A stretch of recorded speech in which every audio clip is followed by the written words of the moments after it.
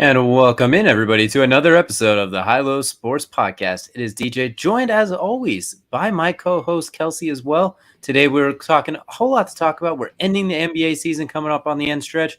Kansas is your new NCAA champions. Our journey to the draft continues as well, too, with a little bit of Southern comfort, looking at those divisions as well. And we might have a little something special at the end as well, too, talking to some of our fans as well. But we got a lot to talk about today. Man, do we ever. It has been a wild, personally and on the sports world, last couple of days since we've seen you guys. It has been a crazy time. But you mentioned the Southern home cooking.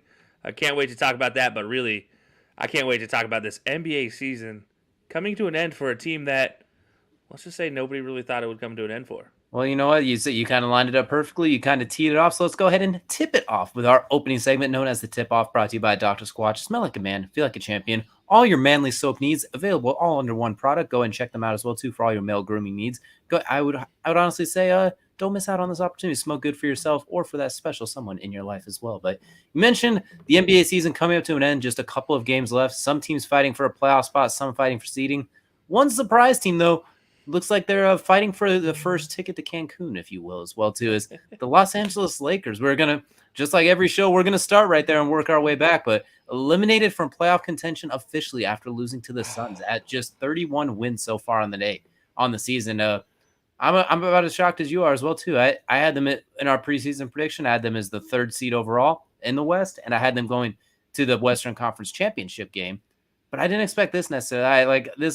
It's kind of surprising that they completely missed out of 10 available playoff spots. You missed all 10 of them. Yeah, look. We talked about this earlier in the season when we were looking at the Lakers and some of their woes. It just didn't work this year. I mean, between the injuries, between Frank Vogel being your head coach, which I still don't understand why everybody thinks Frank Vogel is a great head coach. Stop it. He's not. He does a great job with young talent. He does not do a good job with superstars. That's just how he is. That's how he always has been. Let's not change the facts and think he's something better. LeBron also doesn't do well with head coaches who actually like to coach. Period, point blank. On top of that, the guy who's supposed to take over the team, Anthony Davis, spends most of the season injured, played 26 games, not helping you any right now. And, well, just so happens to be the most paid player on the team. And Russell Westbrook, we all have literally just decided he wanted to be the scapegoat for everybody, and not to his own fault. He actually played pretty well most of the season. Yeah, but they really wanted to give him the scapegoat the whole season. They didn't want to talk about the fact that none of their old people that they signed could hit a shot. The old defensive players that they signed could not play defense. LeBron is a shadow of who LeBron is normally, still scoring 30-plus points in certain stretches in the season. Still, becoming the second all-time leading scorer in the NBA history, but not LeBron that we know it. Not against the teams you need to beat as well, too. Like, they did a decent job beating up on some of the lower teams, but when push came to shove, there was a lot of things were missing, I think you could say as well, too. The geriatrics, you mentioned them on defense, they look like geriatrics on defense. It might have been some of the worst overall defensive effort we've seen throughout the season as well, too. I kind of want to ask you about this, well, because you mentioned Russell Westbrook kind of made the scapegoat. Obviously, there was a stretch there where he was absolutely terrible. It felt like he was shooting 8% from the field and shooting 30 shots a game. He could not get anything going. We kind of talked about it. It was a weird signing when you look at the dynamic of the team, but we thought just star power alone might make it work. What are your thoughts on that one looking back on it now as well? Do you think it could still work if maybe him, LeBron, and Anthony Davis could have all played together and stayed healthy and logged some minutes together? Or do you think this was the square peg in the octagon hole and it just had no chance at all? Yeah, this is just weird all around. You're talking about LeBron has to be ball dominant. Russell Westbrook, to be effective, has to be ball dominant. Anthony Davis has to get the ball at least 40% of the time to be dominant. That alone, if you just do the math on that, that's about 160% you need to try to figure out how to get people a ball. And that's not possible at all. Like, no mathematician could be look at that and be like, those numbers work. Let's do that. That's not going to work. And I guarantee you have plenty of mathematicians on that payroll team for Los Angeles who are doing the math right now, like, well, crap, what do we have to do now to get ourselves working going forward? And that's a big question I have for you, is obviously the Russell Westbrook thing in my eyes didn't work. What do you think they need to do to get this work? Do you think it's possible that they can make this a championship team after this next offseason, or do you think that they're going to have to make some wholesale changes? I just don't know because you have no draft picks like 2028 because you traded them all away to try and build this geriatric squad, this all 2011 squad right now, basically. Yeah. Carmelo Anthony, as great as he was for the Portland coming off the bench, he's limited in his advanced age. He's basically a mid-range sniper at this point as well, too, can occasionally post up a smaller guy. LeBron's limited offensively as he can't quite dominate like it. He still has flashes. He's still one of the leading scorers in the NBA. He can still get his, but it's in not in a flow of the game, if that makes sense as well, too. It's not quite the same as we're used to. He's not taking it over. Russell Westbrook, you mentioned, eh, they can work, but they need so much more around them. They need the right set of snipers. Anthony Davis has to just play center. He can't play power forward. He has to play center, and they need a power forward who can stretch the floor. LeBron could play point. Russ could play the two.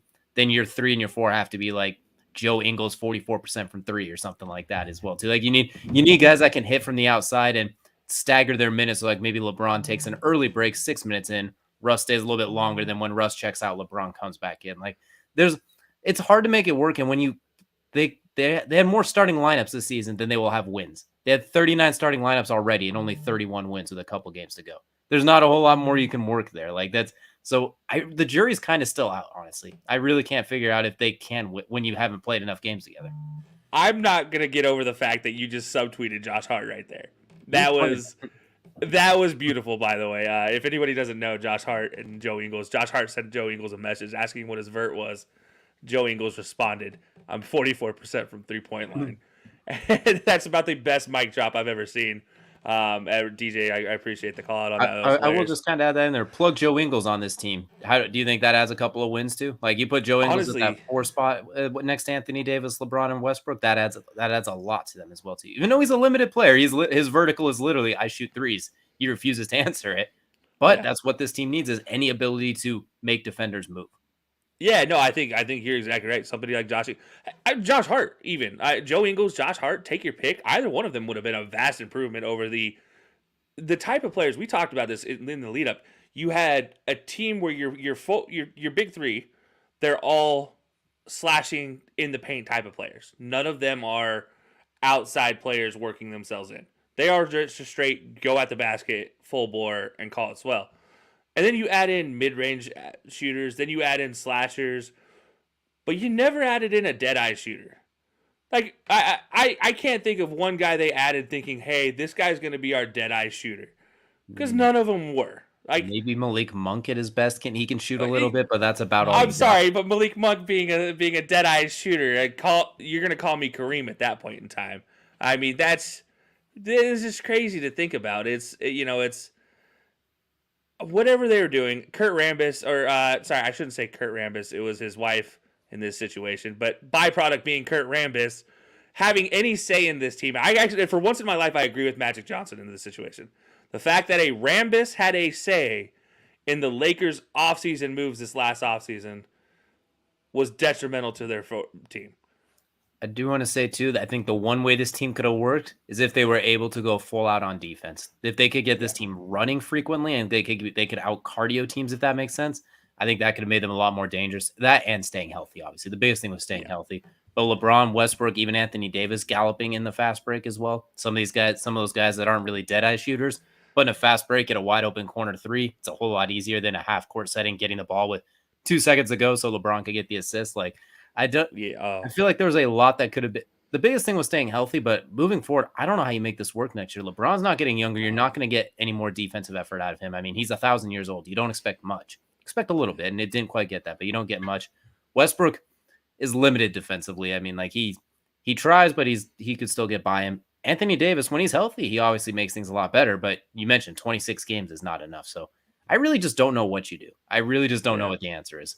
But yeah, I mean, look, you look at this. I'll just add this last point in, and that's I look at Anthony Davis, and I love Anthony Davis. I think he's been a great player in the league as ever, in the league, but he's just not been healthy. And you have to figure out if you're the Lakers to put a pretty little bow on this package of that insane contract he has left, and be able to ship him off for a whole lot of young talent, or three picks in this draft. That's the only way I can see this working is they get picks and they get rid of Anthony Davis' contract. And you can't pay any of that because that's the only chance you have. Because then you can get some mid-level exceptions in there and things like that. But Yeah, right now I look at Anthony Davis as, unfortunately, you can't be a Laker anymore, because unless LeBron decides he wants to go back to Cleveland, which, well, Cleveland fans, I don't recommend you hope for that. Hmm. But yeah, that's the only way I can see it working out next year. We'll definitely have to wait and see. Maybe they can reverse that trade and get Brandon Ingram, Lonzo Ball, and everybody back. We'll see as well too. But we would be remiss not to mention too, to not just make this a Lakers tip off as well too. I want to mention the team that bounced them out of the playoff contention for the second year in a row, the Phoenix Suns. 63 wins so far, with a chance to get 65. And honestly, it's one of the better overall team seasons we've seen in a long, long time. I think obviously it's almost just became clockwork seeing them win. We're like, yeah, they won again. It almost feels like not taken for granted, but it doesn't quite get the same hype as like the Warriors teams that were winning 60 games, not the 73 one necessarily. Those Cavaliers teams that are winning like 66. This team is really, really good considering they're coming off a finals loss. Very rarely does a team that loses in the finals bounce back like this, the exception being like those Spurs of 2014. But they've done an incredible job bouncing back by Monty Williams, Devin Booker, Chris Paul, and even DeAndre Ayton, who didn't take that step forward. He still has been just as good and been able to, and it's as a team effort with him and Mikal Bridges. It's been incredible. I'm glad you mentioned Mikal Bridges. Let's just go ahead and chalk his name up as, wow, yeah, he's really turning into that player type of guy. Cam Johnson as well has had a fantastic season in comparison. He kind of really took off in the playoffs last year and has continued that momentum. And, the guy that I'm a big fan of, and I talk about his story every single time I get the opportunity, Cam Payne. Let's just say he continued his progression from last season. And when you lost Chris Paul for this season during the middle of the season, it didn't hurt. You were still able to win with Cam Payne there. And that in and of itself tells you all the story you need, because just look at the playoffs last year. Literally, Chris Paul had to play with one arm for them to be successful.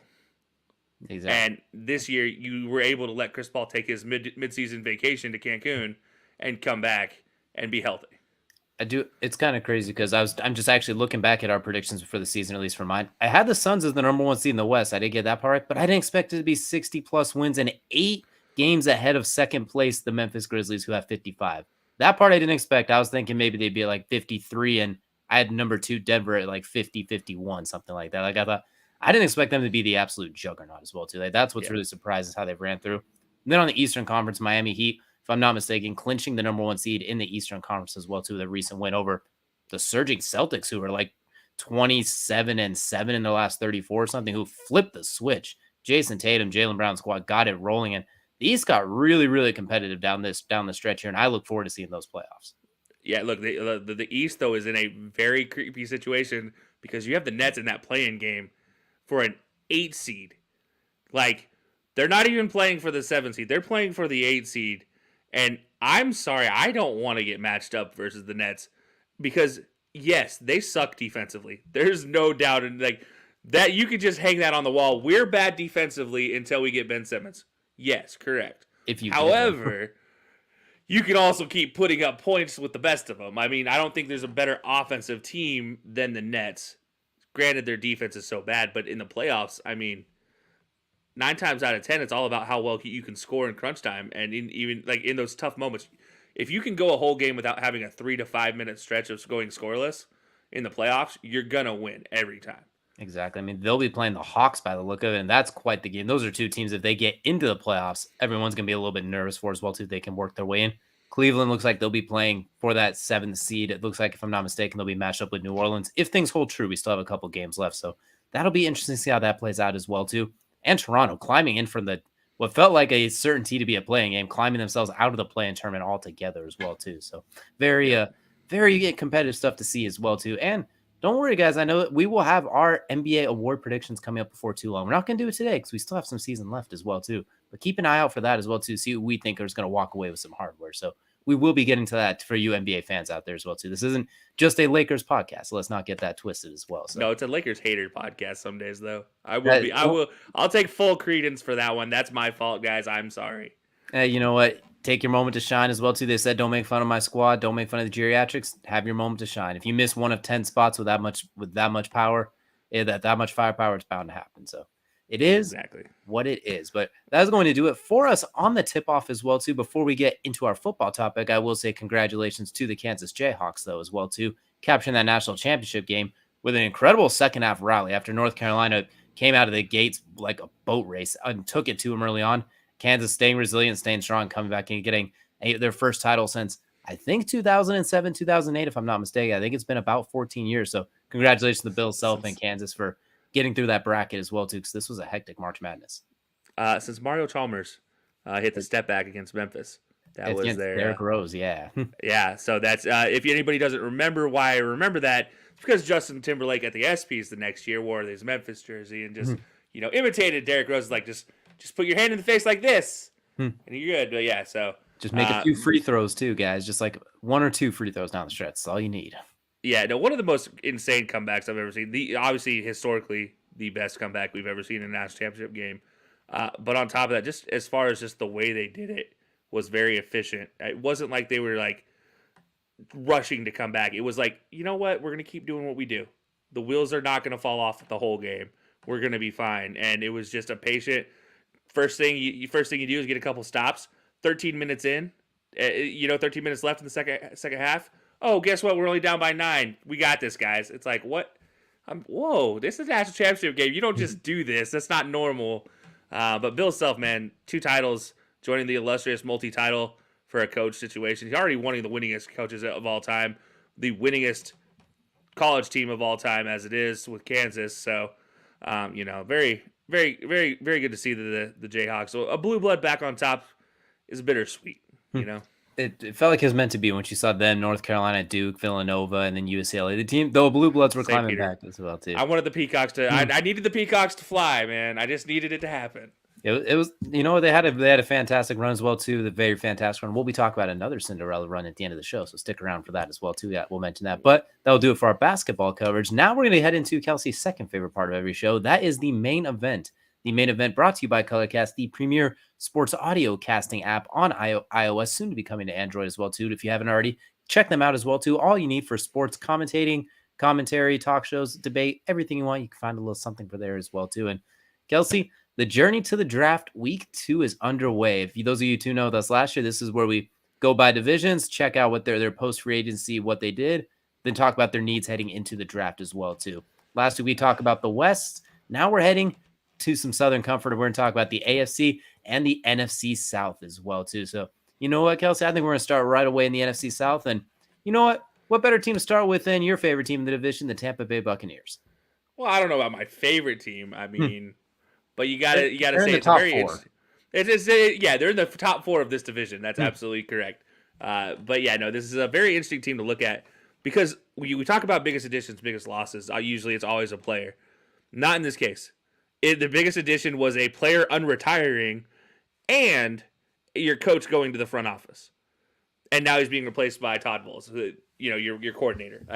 It's a very interesting thing to look at with this team. Again, didn't lose a whole lot as far as important positions to free agency. And Ndamukong Suh being the big 2 that you really haven't re-signed yet, but they're still out there.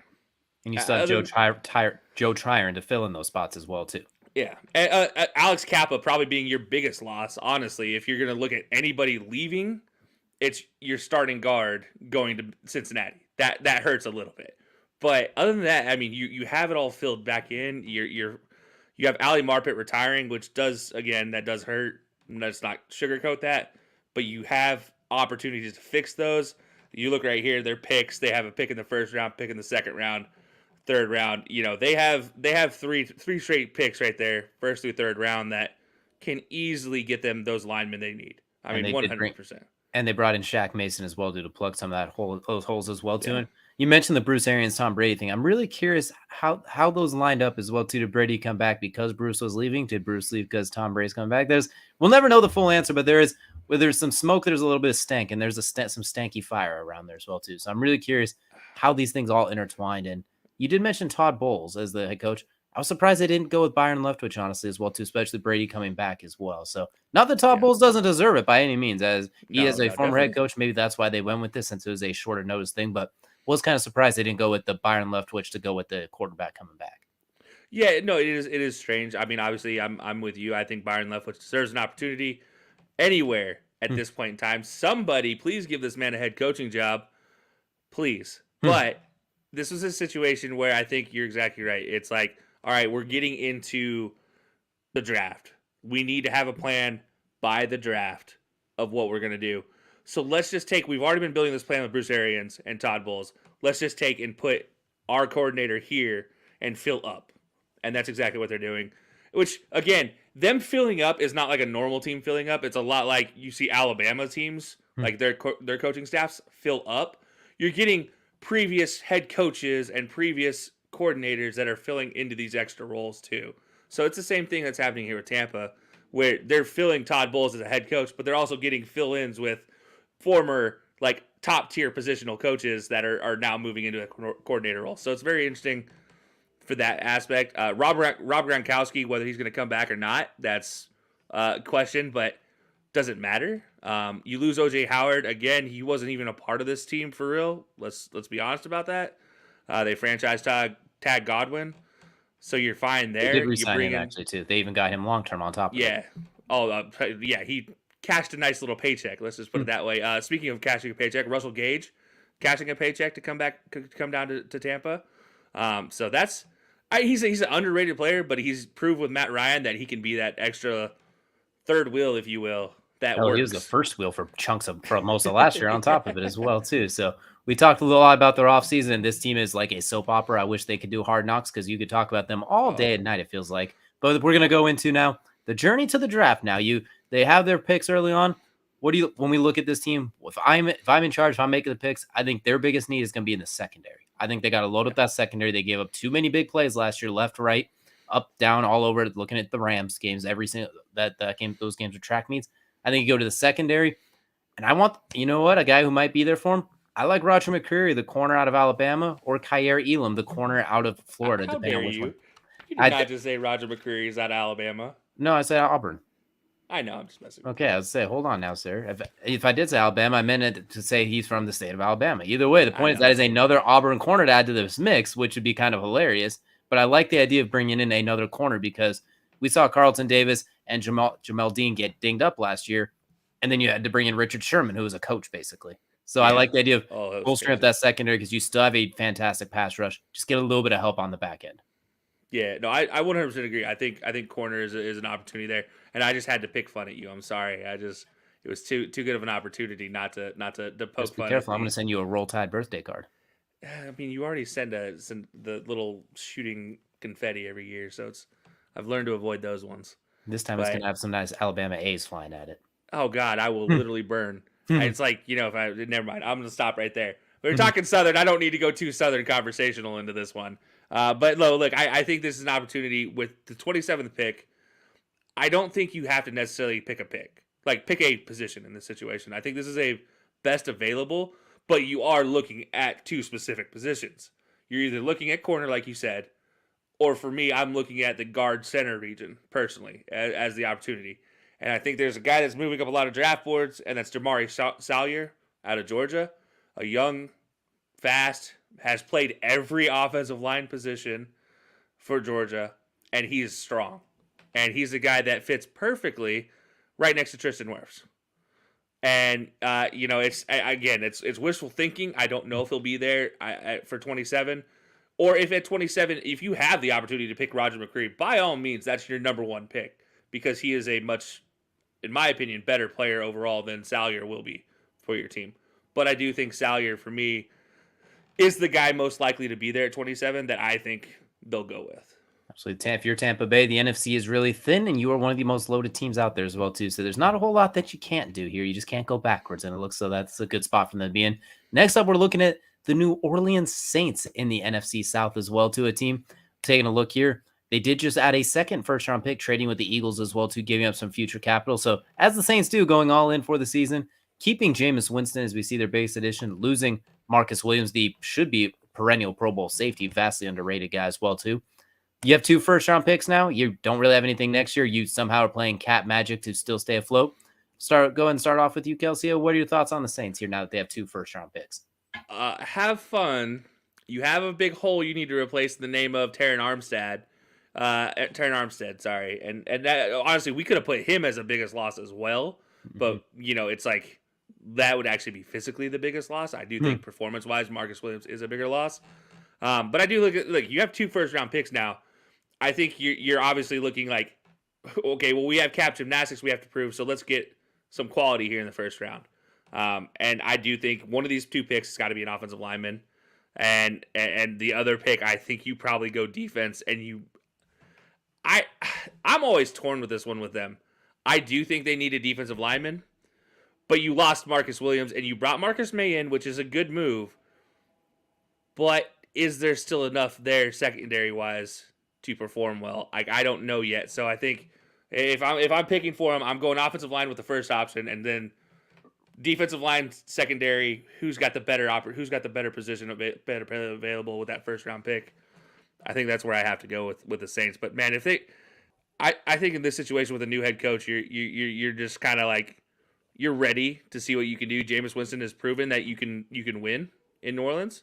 So I think this is an opportunity for them. If they just make the right moves here, they have a great opportunity to win a division that's a lot of question marks right now. When I look at the Saints, it was kind of surprised to see them trade into the first round and trade with another first round pick at 16. So this tells me one of a couple of things. A, they're going to try and package those picks and get like a quarterback if they start to slip to like 10, 11, 12, something like that. Maybe they really like somebody and they don't want to keep Jameis long term. Or B, they're going for it right now. They're going for it this year and they're like, you know what? We got Jameis. We know we can win with him. We think we've tamed the interceptions post LASIK surgery as well, too. We feel comfortable with him. So I agree with you. One of those picks needs to go offensive lineman. You got to replace Teron Armstead. You're getting a little bit older. You got to keep him healthy. I like a Trevor Penning from University of Northern Iowa. I like him in a place like this as well, too. He's a guy I think could be available, just a mauler. If you're able to, if Alvin Kamara can play next year, assuming how that all plays out, you'll have Michael Thomas as well, too. Get that offensive lineman. And with that next pick, I like doubling down on the offense. I know you said go defense as well. Defense, they were really, really good last year, even with terrible quarterback play as well. I like doubling down on offense, and I like going with a receiver here to complement Michael Thomas.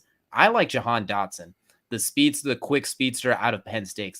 That first run of receivers will most likely be gone with the Olaves and the Garrett Wilsons, etc. But I can see Jahan Dotson being here and performing just as well. You put him there next to Mike Thomas, who I assume if Mike Thomas is healthy, he's going to look like can't guard Mike again. Kamara underneath, Jameis Winston playing check down. And with that defense, we've already seen that defense is very, very good. So honestly, I like the idea of doubling down on the offense because if you're planning on going for it all, you go for it all here. Second round, maybe fill in that extra offensive line spot, fill in some defensive secondary depth, things like that as well too. So, but if you did that to get a quarterback, I imagine they might be trading up. Maybe they do like a Malik Willis if he starts to slip and they want to be able to jump Pittsburgh altogether. You know, and that's funny you mentioned that the package is for a deal, and I thought for sure Philadelphia was going to be the one. But, you know, we had also mentioned that New Orleans, before they had signed Jameis, could be the opportunity to move up as well. Just because, I mean, look, you need a quarterback, right? You can't trust your tight end to be your quarterback anymore now that the coach that loved him is no longer coaching for you. So that's not the case. So I do love that idea that maybe they package it, and I also love the idea of doubling down on a receiver here. It's tough though because it's like you look at it and you just if you just look at it on paper, you're like, okay, there is a gap on our defense, or there will be in the next few years. Like those are the 2 ways you look at this, and depending on which side of the coin you fall on, personally, I think there's a hole now, but like for you, you think there's a hole down the road for him. So you're like, I'm not as worried about filling it right now, whereas I could fill that second receiver role, which we haven't had a second receiver in New Orleans since Jimmy Graham was your number 2 receiver with Drew Brees at quarterback. So I do think that makes a lot of sense that they would go that way in their own right. And I do like Jahan Dotson. I mean, he slides himself into a 19th overall pick. Well, he proved some people wrong. Let's just say that. I will say if Drew Brees was still the quarterback, I think you forego that receiver and you grab someone in the 7th round and watch him turn into a Pro Bowl caliber player as well too. But considering they could grab us off the board just as a free agent and turn us into an all-pro receiver for a year. Exactly. Like because you're going with Jameis, you're showing you want to win now. You think this division's very winnable. You smacked around Tampa Bay last year defensively as well too. You beat them twice. You're 4-0 in the regular season against them in the last 2 years. I think here, this is why you're going for it now. That's why I plug those holes. But I agree with you. Defensively, you got to worry about that as they are getting older, especially in some key spots. So definitely. The Saints an interesting team to keep an eye out for, and keeping a lot of your picks this year as well too. Like you're basically foregoing next year as they've done with their cap, and now they're doing with their draft picks. Just push it down the road. We'll worry about it later. It's the student loan deferment. Somebody else's problem. Student loan deferment gone NFL. So that'll take us to our next pick, and we are looking at the Atlanta Falcons here. And taking a look at your biggest loss, of course, arguably the best player in franchise history, arguably in Matt Ryan, definitely top 2 or 3 when you Most factor successful. in longevity and everything as well too. Biggest addition, argue Casey Hayward, fantastic addition, fantastic corner, getting a little up there, but still can make plays. You got pick number 8. You were all in for Deshaun Watson and fell just short by the sounds of it. You're heading into the draft. You got pick number 8. Kelsey, where are you going here with pick number 8? I still love the idea of picking Derek Stingley for no other reason. I think Casey Hayward could play a safety role and fill a safety position. But if that's not the way you want to go, and Casey doesn't want to agree to that, because obviously he was a big free agent signing, and I wouldn't blame him if he doesn't do that. I'm just thinking for long-term career-wise, I think that's a good move for him for 4 more years. But again, that not being the move, I look at this and you got rid of all your linebackers. At number 8, you might have a homegrown kid right there in Nakobe Dean. I'm just saying, and I feel like I just maybe stole your pick based off the look you just gave me, but I don't know. What do you? I just think there's 2 things here. There's offensive line or there's linebacker, and that's where I'm going with this. And I really still want to say go get Derek Stingley. Like my first thought is still go get Derek Stingley Jr. because I think it's an experiment that'll work. But again, if you're not going to do that, and most teams aren't as experimental as my brain goes when it comes to positional players, like my Madden team doesn't look like it should ever because I like this guy should play here because he is this talent. It's like it doesn't work that way in real life. Contracts and egos play a role. But yeah, so I mean that's not going to work. So you obviously want to go something that's actually going to work for you. You traded away one of the most insanely athletic linebackers in Foyesade Aluakon, or sorry, you let him go in free agency. So that doesn't help you. And that was it. Like that was your linebacker, and now you have nothing at linebacker. Nothing really starting caliber NFL wise. That's there. You still got Deion Jones. You still got him hanging around, but starting caliber NFL wise, Deion Jones can stay healthy and get out of his own way, revert back to like 2 years ago for him. Then yeah, that's true. No, that's fair. But then you also have that offensive line. I mean, honestly, I feel like with the Falcons, you have a lot of holes. You have a lot of picks this year that are in the top. You have 5 picks in the top 100. Those 5 picks have all got to go offensively, other than one. Like this first pick, I think goes defense. I think the other ones go offense, and they go offensive line, offensive line, offensive line. Oh, by the way, offensive line one more time. I don't think there's a way they go quarterback here. I know a lot of people haven't picked quarterback. I don't see it. I think there's better opportunities for this team to be successful, and I think Marcus Mariota is not a bad like spot holder for a couple of years. Not at all. I think Marcus Mariota could be good as well too. And I look at it, I'm kind of in the same vein. When I wrote down for my Falcons pick, I just put defense across the board as well too. Because offensively, you obviously have to do some reloading as well too. But defensively, you got Grady Jarrett and AJ Terrell. You got some centerpieces there. Like you got guys to build. AJ Terrell was fantastic. Marlon Davidson came on big last season. Marlon Davidson, a good pass rusher. Grady Jarrett can still make plays up the middle. Deion Jones, if you could put him as like an off-ball linebacker, I think he'd be even more dangerous. Nakobe Dean was one of my first choices as well. You mentioned him. I also want to mention Jermaine Johnson, the second out of Florida State. You get him as an edge rusher opposite Marlon Davidson. Get after Jameis Winston. Get after Tom Brady. Get those opportunities for A.J. Terrell and Casey Hayward in coverage as well. I like the Derek Stingley with A.J. Terrell as well, too.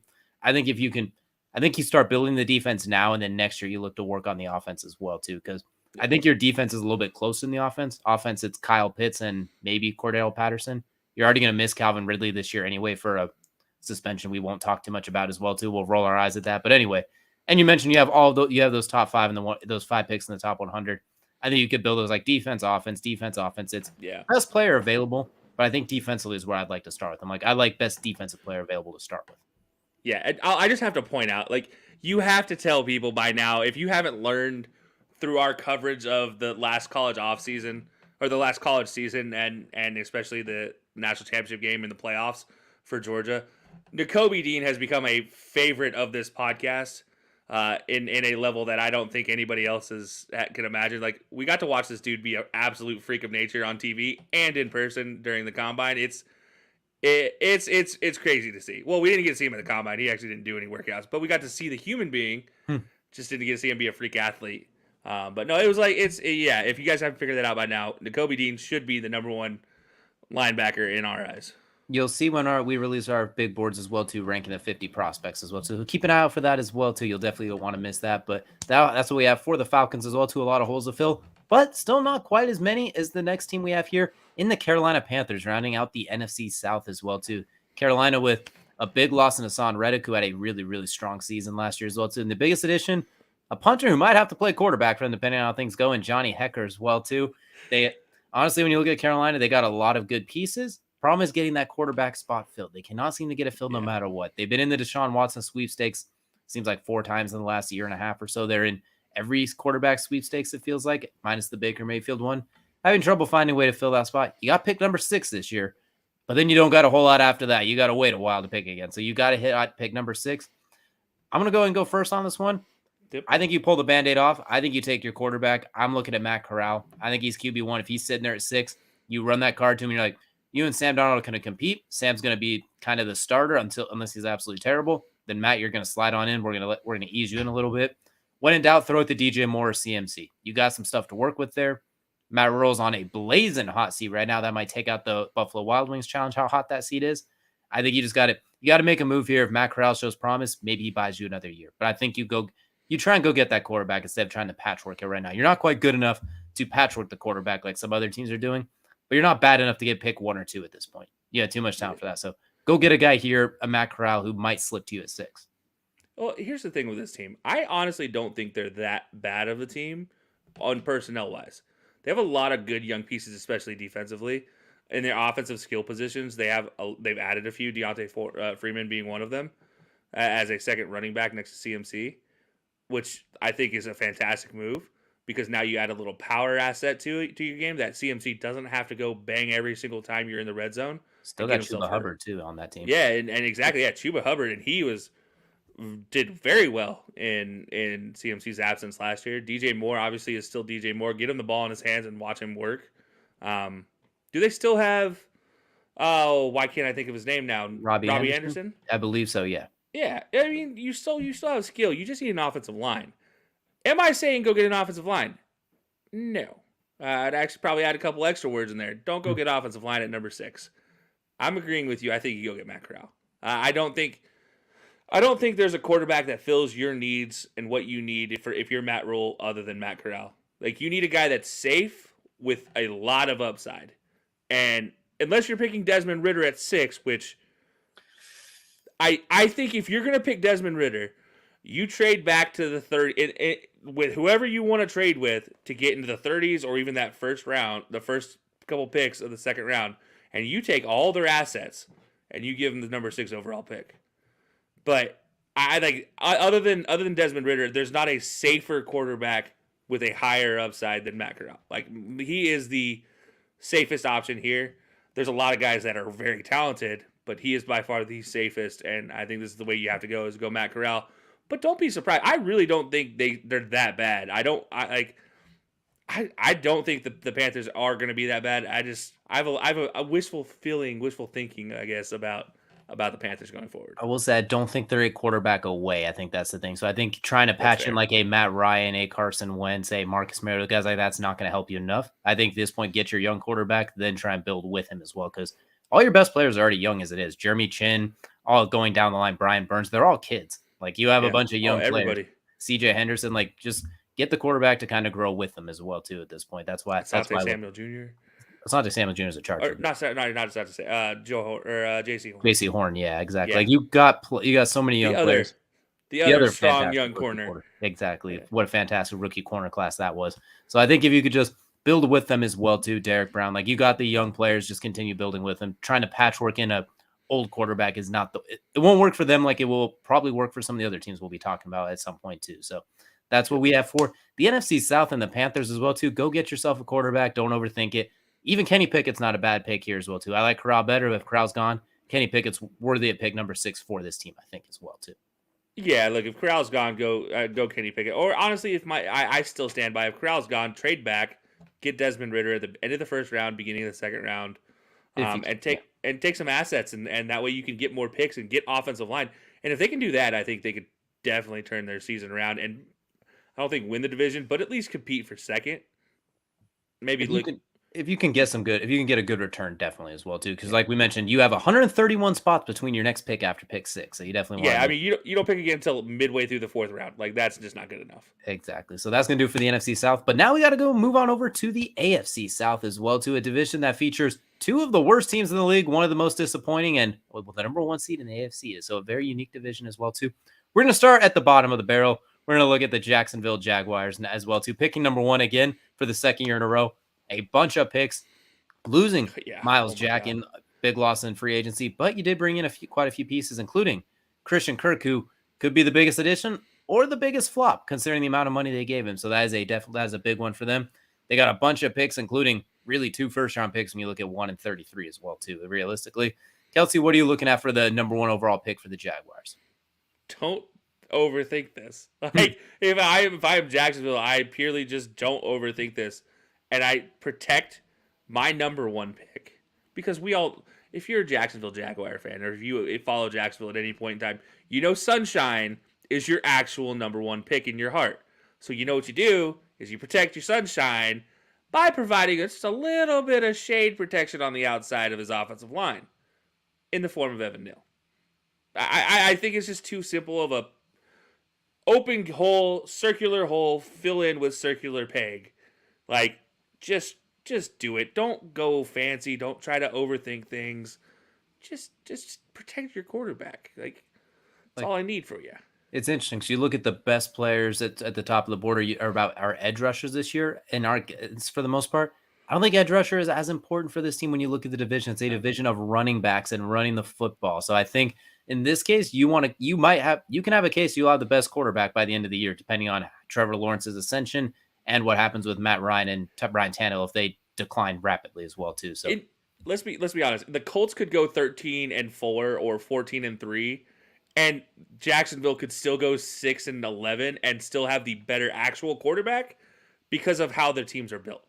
it's Like very possible. All you have to do is Matt Ryan's play level for this season is very low. Like he doesn't have to do much, just be better than Carson Wentz. which won't be that hard, honestly, as well, too, especially in key moments. So we'll definitely have to see that, but we'll get to them in a moment. But I agree with you, offensive line.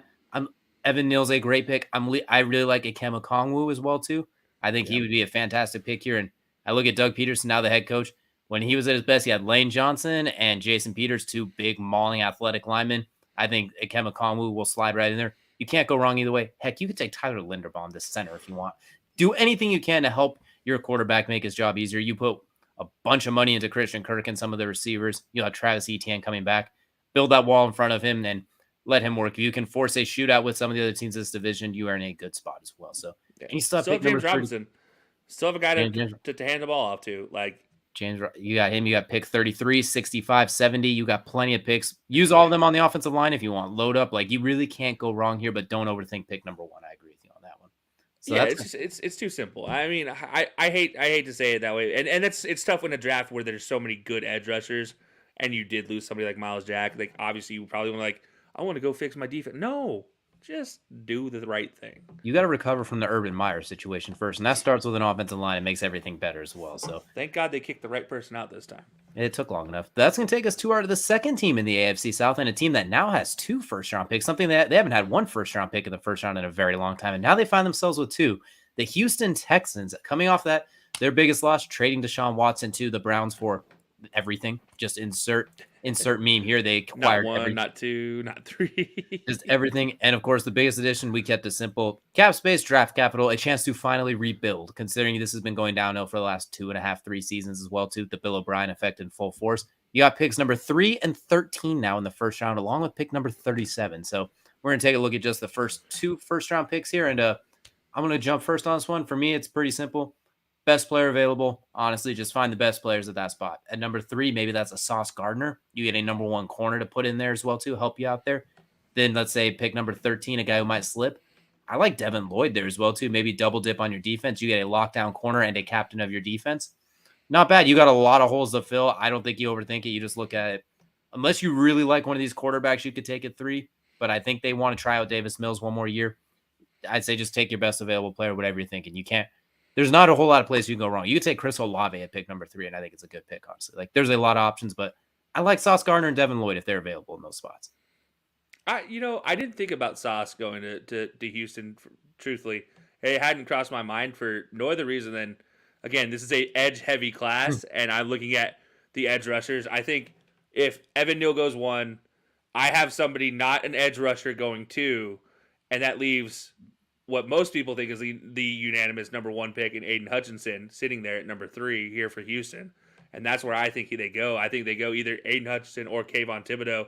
Personally, I like Thibodeau a little more for this Houston team, for the way they're built. I think Thibodeau fills a lot more of their roles because we talked about this a few times off air, DJ. He's not just a edge rusher. He's like a kind of combo Jadeveon Clowney mixed with Miles Jack in a lot of ways in the way he can do. You can drop him into coverage. He's not going to be the greatest coverage guy. He's not like Miles Jack, who used to play running back at UCLA type of talent, but like he is a talented player in his own right, but he's just not as big as Jadeveon Clowney. But at the same time, he's probably better suited for defending a run than he is a pass, but he can still get off the edge pretty well. I do think Kayvon Thibodeau is just such a dynamic athlete. You can find a lot to do with him in Houston. He fills the most amount of holes with 1 pick that you could possibly make. Let's just put it that way. With 13, though, man, 13's tough. I mean, if you're going to focus on Davis Mills and you didn't get offensive line at 3, you go offensive line here at 13. And I feel like I can say that for everybody, but really in this case, I think Charles Cross might make it to him at 13. And let's just say Charles Cross, if you have an opportunity to watch any Charles Cross film, please do yourself a favor if you like any sort of offensive line play and go watch Charles Cross's film. And just like turn it on for 35 to 45 seconds. Get through 2 plays. And I guarantee you're going to watch the entire rest of the video and try to find 7 more videos like I did. Because that's how good of a player he is and how just fascinating he is to watch. Especially on the outside. As a pass blocker, too. Like, he will keep that. You can make a case for him to go number 1. Like, we're keeping Trevor Lawrence safe. We don't care about the run. Grab him. Yeah, and that's just it. And I'm this again, me saying they go pass rusher at 3, 13 is going to go offensive line. If they decide to do neither, take Ike Ekwonu at 3. Guaranteed you won't be happier. Just do it. You talk about a guy who you can watch 30 seconds of film and be happy about. That's your other option. And Lovie Smith, too. He's the defensive mind he is, too. He's looking at it as like, I could build a defense. Davis Mills just has to be Rex Grossman. Here I come. Oh, exactly. And that's the thing. Is Lovie Smith is built for a team that all they have to do is move the ball on time. And Davis Mills, like, through all the bad, he was actually a pretty big bright spot for this Texans team last year. And, give him a little bit of help, and you'd be surprised what they can do. Absolutely as well, too. I think there's something to work with there. But definitely, at least they have picks now. They haven't had picks in a while, so they finally got some first-round picks again after all the trades. So that's going to take us now to the 3rd team in the AFC South, and quite possibly the most disappointing team, especially at those last few weeks in the league as well, too, with how they finished and the expectations. We're looking at the Colts now. Biggest loss. They've had a weird amount of them. You could say Mark Lewinsky, the right guard, just because a consistent starter for them for a while. Biggest addition, undoubtedly, Matty Ice, Matt Ryan. Filling in your quarterback spot, the best quarterback you've had there for a few years when you factor in where he's at in his career as well, too. No first-round picks. You're picking 42nd in the 2nd round is your first pick as well, too. So, Kelsey, if you're the Colts, where are you going here? I'm still probably going offensive line. It's just a surprise for the Colts going offensive line. Yeah, who would have thought a team who focuses on RTDB wants to go offensive line? But yeah, I look at offensive line here. There's this is with a caveat of saying there's a possibility John Mechie falls to 42. And I don't know why he's been hated on so many draft boards. I think he is a fantastic prospect. Probably one of your smoother route runners out of everybody in this draft and the surest hands in the draft. Again, another guy coming off of injury, but his injury isn't as bad as his teammate's injury that happened later. So there's a lot to look at with this, and if he somehow falls to the Colts at 42, I 100% say that's your option. Otherwise, offensive line. That's a safe bet as well, too. I look at it. Offensive line, you can't go wrong there. I'd imagine they're going to try and fill it. Like, they already have, like, their 3 Pro Bowl caliber guys. They have some young guys they plugged in that played a lot last year through the injuries and the COVID. From listening to Chris Ballard and the team, they seem pretty cool with their offensive line right now. The young guys are going to plug and play. I think you go receiver here. You brought in Matt Ryan. You have Michael Pittman and the ghost of Paris Campbell if he can stay healthy. You need somebody to throw the ball to so Michael Pittman's not tripled every play, and so they can't put 13 in the box. I look at a guy, if John Mechie's there, that's a great pick. I think he's going to go early in the second round, like 33, 34, 35. I think he's going to be a guy that slips just out of the first round. There, everyone jumps on him, like T. Higgins a couple of years ago, Michael Pittman, guys like that. When they could have been first round picks, but there's only 32 picks, like they slip I'd anyway. hope so. Let's say I hope that people are smart enough to do that. Absolutely. But I do think some receivers that could be there. I like George Pickens out of Georgia as well, too. I think he's a big time receiver who, if you put him on any team besides Georgia, I think he'd be a first round pick. Georgia's offense was very not conducive for receivers. We'll put it politely as well, too. You didn't get a lot of opportunities, but he made plenty with those opportunities he's got.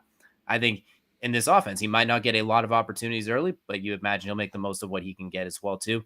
If Paris Campbell can stay healthy, that gives you a couple of dynamic receivers as well. Maybe they bring back T.Y. We'll see what they have to do there. I also like David Bell, the receiver out of Purdue, who, in a very similar sense of like he is the only weapon, and he still managed to make his best games were in the biggest games. Like what he did to Iowa and that defense too is absolutely incredible. He put up 200 on them. And Riley Moss, who, if he wanted to come out this year, would be a drafted corner, but he decided to go back, and he still tore them apart. So I like David Bell or George Pickens as like those underrated receivers that could slip here. Maybe you take them there. Then in like the third round, I think you can go with a tight end. Just get some receiving weapons for Matt Ryan, honestly, because just he'll keep the ball moving on offense. He will get Nyheim Hines involved. He'll get like the offense will stay on schedule. He just needs somebody. He threw it to Russell Gage last year, and he threw it to guys whose names we can't even pronounce. Like he will make it happen, but the more you can give him, the better off you'll be. Olamides Zacharias, by the way. That among many that's other the name you're looking for, because I called him out many times for being a fantasy darling, and he worked every single week that I called him out. But no, to your point about George Pickens, a fantastic player, a very big recruit, hampered by injury in his time in Georgia, which might help him slip to this Colts team. And as you mentioned, if there was JT Barrett at quarterback, probably gets a lot more burn and a lot more action than Stetson Bennett. Oh yeah, sorry, JT Daniels, not JT Barrett can't come back for year number 19. Yeah, my bad. Wrong red and white team. So yeah, but no, JT Barrett, and if it wasn't Stetson Bennett, I think he gets a lot more burn. But yeah, I mean, in limited use, he was still a very effective receiver, so it is something to keep in mind on.